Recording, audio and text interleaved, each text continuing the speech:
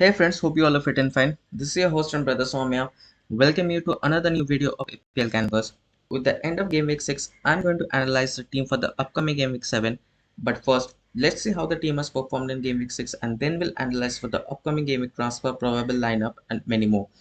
And as this is my wildcard week, so the video could be a bit long as I would be discussing in a bit details of my pick for the game week.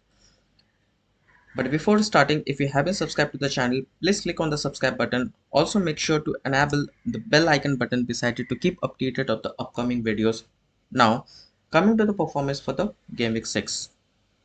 But before hopping onto the analysis, a last moment update from the previous game week with Gehi declared fit for the match against Fulham. Henry was shipped out as the only casualty remaining in my squad with a serious knee injury, probably would be missing the first half of the season and maybe even more. In stepped Botman with Newcastle having Sheffield United, Burnley and West Ham with the upcoming fixtures. Now let's look at how the team has performed for the game week 6. With a goalless draw against Crystal Palace, Bruno managed to earn his second clean sheet in consecutive matches, 3 of the campaign along with 3 saves and bonus as well. After being left out of a win against Manchester United, Estopinan didn't disappoint with his presence, with the left back providing an assist for the third goal, also being rewarded with 1 bonus point. New signing Botman was on target this time, scoring the first goal of his Newcastle career of a 8-0 thrashing against Sheffield United, unlucky not to receive any bonus points but still managed to rack up 12 points for the week. Almost shipped out, Mark Gahey didn't disappoint with his selection as well after returning from injury with a goalless draw against Fulham, also earning 2 bonus points for his contribution. Coming to the midfield, Salah converted the 16th minute penalty with Liverpool winning 3-1 against the Hammers, also with 3 shots on target sees him win 3 bonus points as well. Manchester United registered the third win of the campaign, winning 1-0 against Burnley. However, Rashford failed to make any attacking returns with the winger managed to take only 3 shots throughout the entire 90 minutes. Aston Villa managed a narrow 1-0 win against the struggling Chelsea side.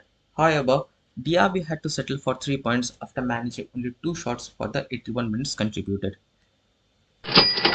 Saka contributed on both the goals for Arsenal on a 2-2 draw in the North London derby with the bonus points as well. Not a day for Brentford and Mbeumo, with Everton registering the first win of the campaign, winning 3-1. Finally, moving on to the forwards, Manchester City starting the week as expected, with City scoring 2 goals in the opening 14 minutes, with Haaland heading home the second with a delicious cross by Matheus Nunes. However, a silly red card by Rodri slowed down the match in the second half, with Alvarez subbed out in the 57th minute for an extra man in defense.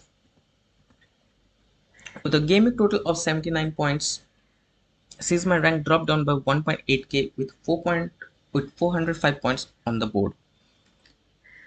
Now, with a change in the course of fixture, multiple casualties and a few underperforming players, all taking under considerations, I have decided to activate my first wildcard in Game Week 7.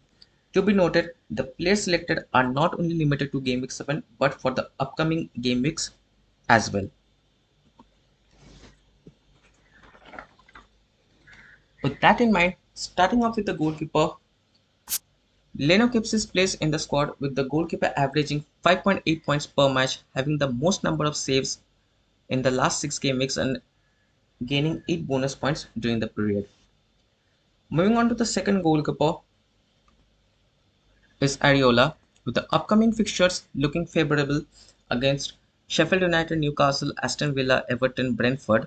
The Western goalkeeper could be opted for a starting place challenging Leno in the upcoming fixtures, having an average of 4.3 points per match, having already faced Chelsea, Manchester City, Liverpool in the past 6 fixtures. Moving on to the defense, Matty Cash has done well so far, averaging 4.7 points per match, with Unai Emery opting for a new tactics this season, with both the Aston Villa fullbacks having played a much higher line, with Cash impressing me the most, having been deployed to a new role of a box crasher with an expected goal standing at an impressive 2.9, which is higher than any other defender in the league so far. With a double game week against Everton and Burnley, Kabore priced at 4.0 looks to be a decent pick, with Luton Town having been the fourth worst defense jointly with Bournemouth so far. Question marks remains on the fitness of Sven Botman as the defender missed the midweek clash against Manchester City, with Eddie Howe reporting the defender missed due to a minor knee surgery but probably hoping he would be fit for the Saturday clash against Burnley. With upcoming fixture against Fulham, Burnley, Levy Colwill remains in the team, with Pochettino favouring Colwill as a left back ahead of James Chilwell. A surprise inclusion priced at 4.4 is Shaw and Malaysia out with no returns dates fixed. Reguilon is becoming hard to ignore for me with a standard performance against Fulham. Regular stocks could increase if he gets to start regularly. Moving on to the midfield, the first name that would find its place in my team would be Mo Salah, having been one of the most consistent players for the past 5 years with 3 goals and 4 assists so far, and also on penalty duties. With a combined of more than 15 goals and assists every season, Son is the new entry in midfield. With Brennan Johnson out and Richarlison struggling with form, Son could again be favoured as a striker, not to forget of his involvement in set piece and penalty duties. Having been transferred in last game week, Diaby is the third pick in midfield, with the midfielder averaging 5.3 points per match, having already provided 2 goals and 2 assists in 6 game weeks. Like Botman, concerns are raised for Saka as there is a possibility the midfielder could miss a trip to Bournemouth with upcoming Champions League clash against Arsenal, followed by a home clash with Manchester City. Arteta might drop the midfield even if he is fit to start. Hopefully, clarity would be provided in the matchday press conference, but for now, Saka remains in the team. Another news entry averaging 6.5 points per match, Bowen completes the midfield, with the midfielder also involved in set piece and penalty duties. Finally, with an unchangeable forward